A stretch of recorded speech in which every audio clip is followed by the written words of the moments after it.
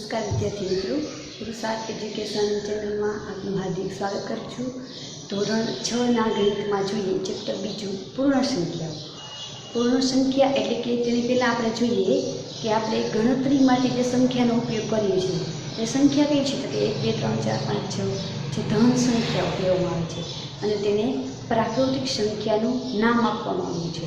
પ્રાકૃતિક સંખ્યા એટલે કે 1 2 3 4 5 6 તેને આપણે પ્રાકૃતિક સંખ્યા કહીએ છીએ।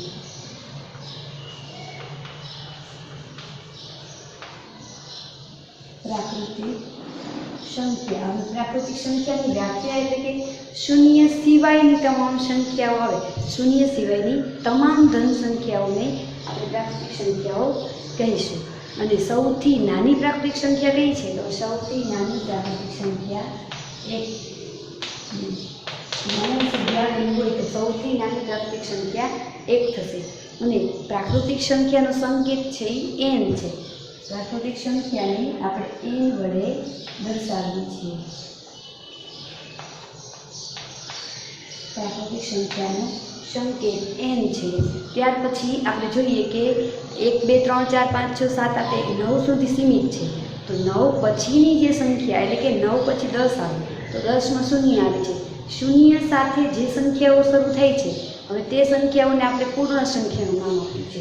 તો તે સંખ્યા પૂર્ણ સંખ્યા। પૂર્ણ સંખ્યાની શરૂઆત છે એ શૂન્યથી થાય, 0 1 2 3 4 રીતે અનંત સુધી અને અસંખ્ય વિસ્તરેલી હોય છે। અને પૂર્ણ સંખ્યામાં સૌથી નાની સંખ્યા કઈ છે? તો કે શૂન્ય છે।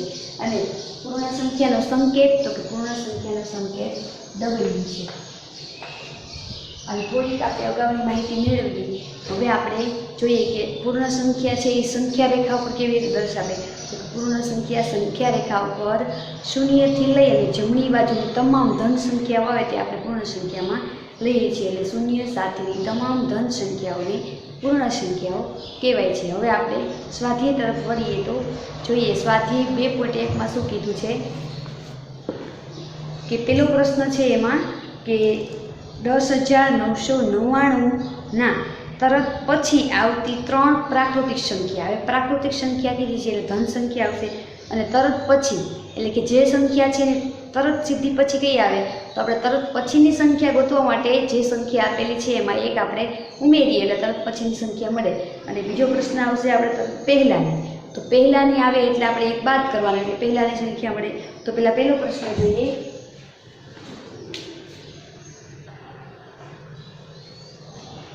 આપણે જોઈએ સ્વાધ્યાય 2.1માં પહેલો પ્રશ્ન છે કે 10,999ના પછી તરત આવતી 3 પ્રાકૃતિક સંખ્યાઓ લખો। એટલે કે આ પ્રાકૃતિક સંખ્યા છે તો પ્રાકૃતિક સંખ્યા આપણે મળશે તો આના પછી કઈ આવે? એક પ્લસ કરતા જઈએ એટલે 10,999 વત્તા 1 999માં 1 ઉમેરીએ એટલે 1000 થઈ જાય। તો 10,000માં આપણે 1000 ઉમેરીએ એટલે કેટલા થઈ જાય? તો 11,000।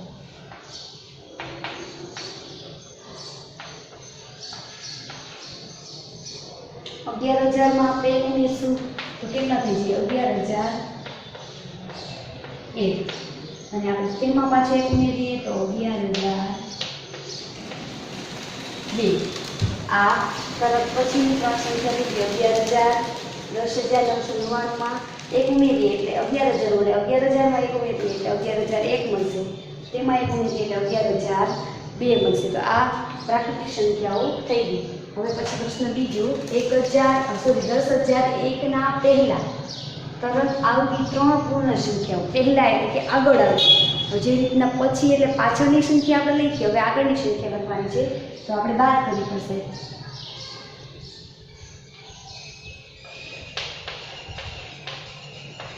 ઓછા હવે 10,101માંથી 1 બાદ કરીએ એટલે કેટલા વધે? તો કે 10,000।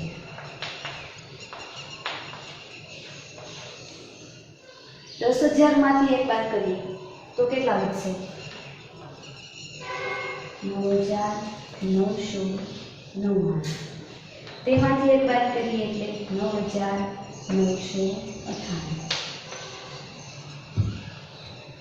આ થઈ ગઈ। ત્યાર પછીની છે પ્રશ્ન ત્રીજો સૌથી નાની પૂર્ણ સંખ્યા કઈ છે?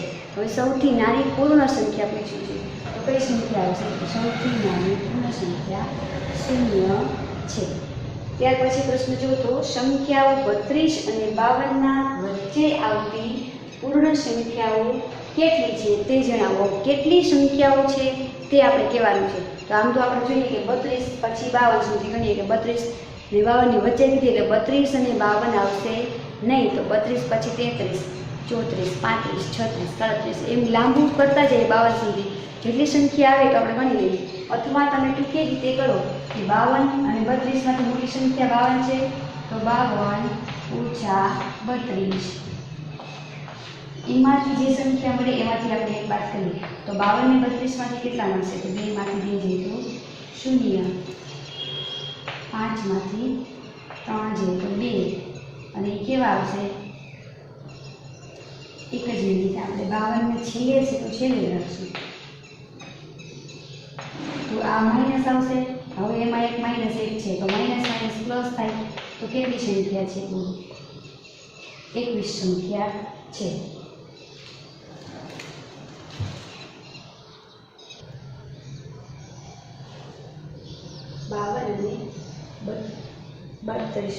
તો અહીંયા રકમમાં ભૂલ થઈ ગઈ છે. 32ની 52ની પરંતુ 32 અને 53. તો આપણે અહીંયા 53 કરી નાખીએ.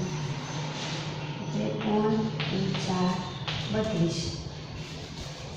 હવે 53માંથી 32 જાય તો 3માંથી 2 જાય તો 1, 5માંથી 2 જાય તો 1 એટલે 21માંથી 1 જાય તો સંખ્યા કેટલી આવશે? તો કે 20. 32 અને 53 છે. આપણે એ સંખ્યામાં રકમમાં ભૂલ રહી ગઈ હતી, 52 લગાવી ગયા હતા. તો 32 અને 53ની વચ્ચે આવતી પૂર્ણ સંખ્યાઓ છે તો 53માંથી આપણે 32 બાદ કરીએ અને 21 મળે એમાંથી આપણે એક બાદ કરી લેવાનું એટલે કેટલા મળે છે? તો કે 20. તો 20 સંખ્યા એની વચ્ચે આવતી હશે. આપણે 53 અને 32ને લેવાના નથી. તો આપણે ગણતરી કરી શકો વિદ્યાર્થીઓ કે 32 પછી 33, 34, 35, 36, 38, 39, 40, 41, 42, 43, 44, 45, 46, 47, 48, 49, 50, 51 ને 52. તો કેટલી થશે કુલ? તો કે 12 ને 9, 12 ને 8, 20. કુલ 20 સંખ્યાઓ તેની વચ્ચે આવે છે. ત્યાર પછી આપણે જોઈએ પ્રશ્ન 5.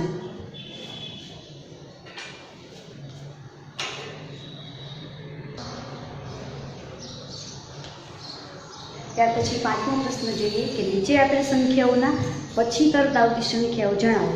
તો આપણે જોઈએ કે એને સંખ્યા આપેલી છે અને તરત પછીની સંખ્યા ગોતવા માટે આપણે +1 કરીએ. તો આમાં +1 કરશું તો આ 701ની બદલે 702 થઈ જાય. તો આપણે લખવાના 24,40,701 પછી શું આવશે? તો કે 2. ત્યાર પછી આમાં શું આવશે? 1,01,99. તો 199 છે એમાં આપણે 1 ઉમેરીએ તો કેટલા થઈ જાય? તો 200. તો 1,00,000 ઉમેરીએ અને અહીંયા 200 થઈ જાય.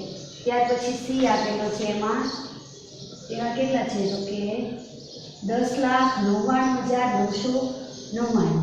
10,99,999. આમાં આપણે 1 ઉમેરીએ તો આ બધામાં 0 0 0 થઈ જાય અને શું થઈ જાય? 11 લાખ. 11 લાખ. ત્યાર પછી બી આપેલો છે એમાં 23,45,670. તો 670માં 1 ઉમેરીએ તો 23,45,000 એમ જ રહેશે. 670 ને બદલે 671 છે. ત્યાર પછીનો પ્રશ્ન 6થો છે. નીચે આપેલ સંખ્યાની તરત પહેલા આવતી સંખ્યા જણાવો. તો પહેલા આવતી સંખ્યામાં આપણે એક બાદ કરવું પડે. 93માંથી એક બાદ કરીએ 94 તો કેટલા આવશે? તો કે 93 આવશે. ત્યાર પછી 10,000માંથી એક બાદ કરીએ તો 9,999. ત્યાર પછી 2,08,090માંથી એક બાદ કરીએ તો 2,08,090 ને બદલે કેટલા થઈ જશે? 89. ત્યાર પછી 76,54,321માંથી એક બાદ કરીએ તો 76,54,321 ને બદલે 320 થઈ જશે. હવે પ્રશ્ન 7મો જોઈએ કે નીચે આપેલ સંખ્યાઓની જોડીમાંથી સંખ્યા રેખા પર કઈ સંખ્યા ડાબી બાજુ આવશે અને કઈ સંખ્યા જમણી બાજુ આવશે તે જણાવો અને તેમની વચ્ચે કયા ચિહ્નનો એટલે ગ્રેટર ધેન કે લેસ ધેન કયા ચિહ્નનો ઉપયોગ થશે તે પણ જણાવો. તો આપણે જોઈએ.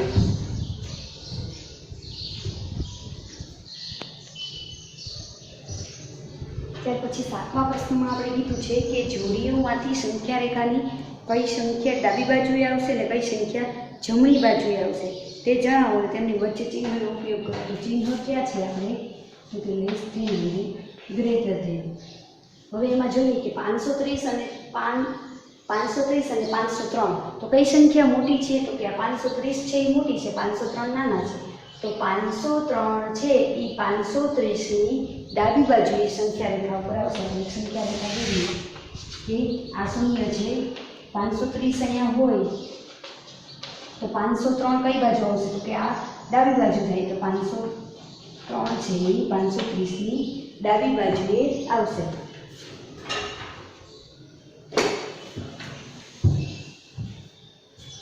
લખવાનું કે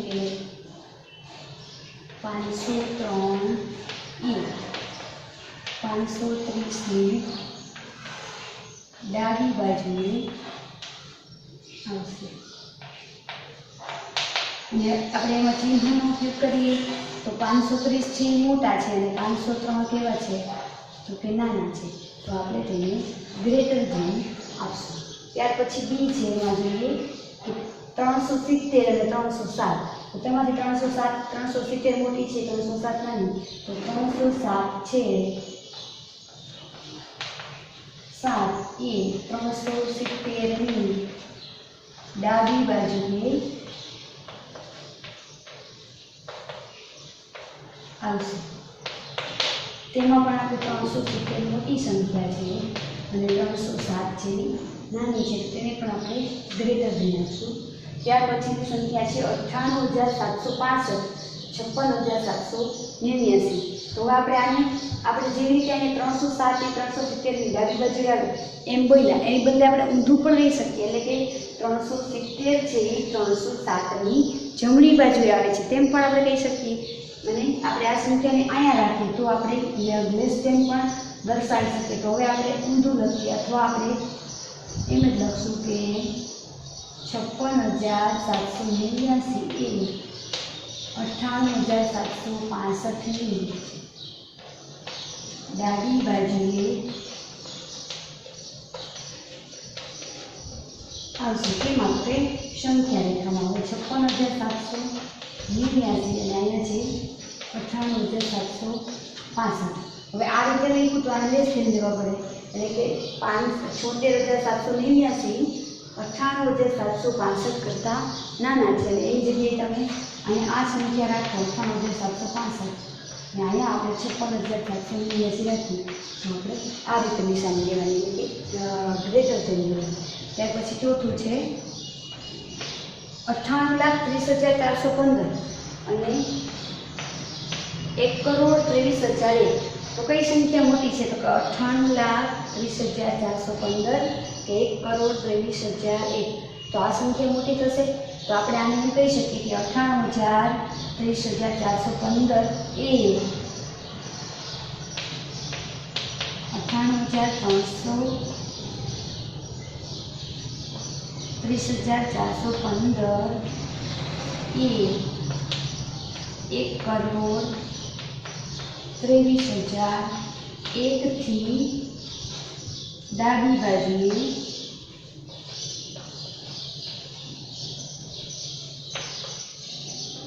આવશે.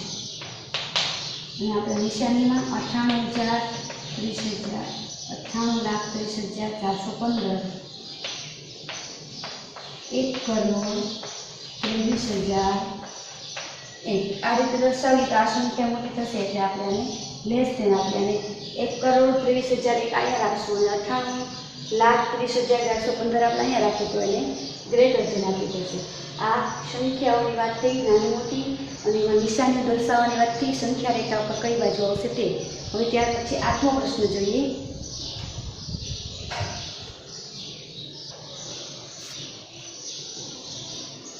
હવે 8મા પ્રશ્નમાં શું કીધું છે કે નીચે આપેલા વાક્યોમાંથી કયું વાક્ય ખરું અને કયું વાક્ય ખોટું છે તે જણાવો, એટલે કે વાક્ય સાચું કયું છે અને ખોટું કયું છે તે જણાવો. તો પહેલાં આપણે એમાં પહેલું વાક્ય જોઈએ કે એ છે શૂન્ય એ સૌથી નાની પ્રાકૃતિક સંખ્યા છે. હવે પ્રાકૃતિક સંખ્યામાં આપણે ખબર છે કે શૂન્ય આવતું નથી, શૂન્ય સિવાયની તમામ ધન સંખ્યાઓ આવે છે. તો શૂન્ય એ સૌથી નાની પ્રાકૃતિક સંખ્યા છે નહીં, એટલે એમાં શું આવશે તો કે ખોટું. તો એમાં આપણે ખોટું કહી શકીએ. ત્યાર પછી બી જોઈએ કે 400 એ સંખ્યા 399ના પહેલાં આવતી સંખ્યા છે.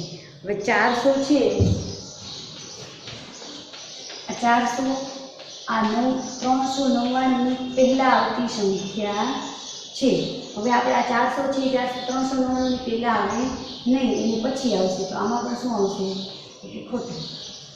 ત્યાર પછી ત્રીજું છે શૂન્ય એ સૌથી નાની પૂર્ણ સંખ્યા છે, એટલે કે સૌથી નાની પૂર્ણ સંખ્યા શૂન્ય છે. તો તે ખરું છે, તો સાચું કરવાનું. ત્યાર પછી બી 600 એ સંખ્યા 599ના પછી આવતી સંખ્યા છે, એટલે કે 600 એ 599 પછી, આ 600 છે એ આના પછી આવે છે. તો તે ખરું છે, તે સાચું કીધું છે કે એના પછી જ આવે છે. 599 પછી સીધા 600 આવે.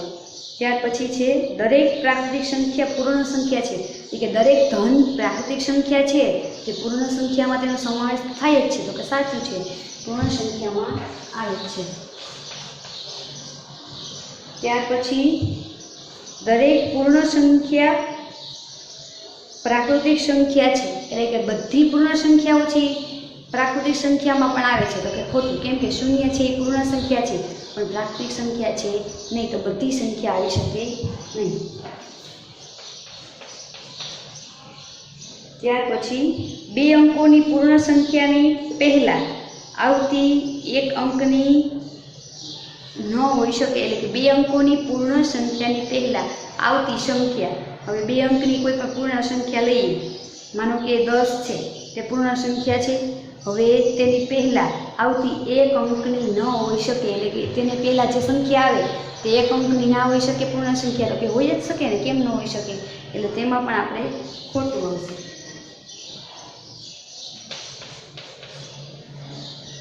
એક એ સૌથી નાની પૂર્ણ સંખ્યા છે. હવે એક છે એ પ્રાકૃતિક સંખ્યા છે, પૂર્ણ સંખ્યામાં આવે પરંતુ નાની સંખ્યા 0 છે, એક છે એ નથી, તો એ પણ ખોટું આવશે. ત્યાર પછી પ્રાકૃતિક સંખ્યા 1ની પહેલાં આવતી કોઈ સંખ્યા નથી, એટલે પ્રાકૃતિક સંખ્યાની શરૂઆત થઈ છે તે 1થી થાય, તેની પહેલાં એક પણ સંખ્યા આવતી નથી. તો સાચું છે, તો તેને આપણે સાચું કહીએ. ખરું, પૂર્ણ સંખ્યા 1ની પાસે તેની પહેલાં આવતી કોઈ સંખ્યા નથી. હવે પૂર્ણ સંખ્યા 1 તો છે, હવે એની આગળ એક પણ સંખ્યા આવતી નથી, આપણે એમ કીધું છે. પરંતુ પૂર્ણ સંખ્યામાં શરૂઆત તો શૂન્યથી થાય અને શૂન્ય છે એ 1ની પહેલાં જ આવે છે, તો તે સાચું નથી. ત્યાર પછી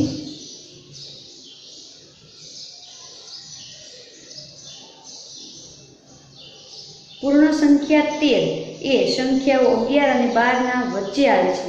હવે 13 છે એ 11 અને 12ની વચ્ચે આવતી, 13 છે એ 11 અને 12 પછી આવે છે, એની વચ્ચે આવતી નથી, એટલે આ શું આવશે ખોટું. પૂર્ણ સંખ્યા શૂન્ય પાસે તેના પહેલાં આવતી કોઈ સંખ્યા નથી, એટલે શૂન્યની આગળ કોઈ સંખ્યા આવતી નથી પૂર્ણ સંખ્યામાં, તો એ સાચું છે. 2 અંકોની સંખ્યા પછી આવતી સંખ્યા હંમેશા 2 અંકની જ હોય છે. તો કે એવું પણ હોઈ શકે નહીં, કેમ કે 2 અંકની સંખ્યા માનો કે 99 છે, તો 99 પછી જે સંખ્યા આવે 100 એ તો 3 અંકની હોય છે. તો તેવી આપણે કહી ન શકીએ કે 2 અંકની સંખ્યા પછી આપણે 2 અંકની જ સંખ્યા મળે, 3 અંકની સંખ્યા પણ મળી શકે, તો તે પણ ખોટું. અહીં આપણે ધોરણ 6ના ગણિતમાં ચેપ્ટર 2 પૂર્ણ સંખ્યાઓ, તેમાં આપણે સ્વાધ્યાય 2.1 આપણે પૂર્ણ કર્યું. Thank you.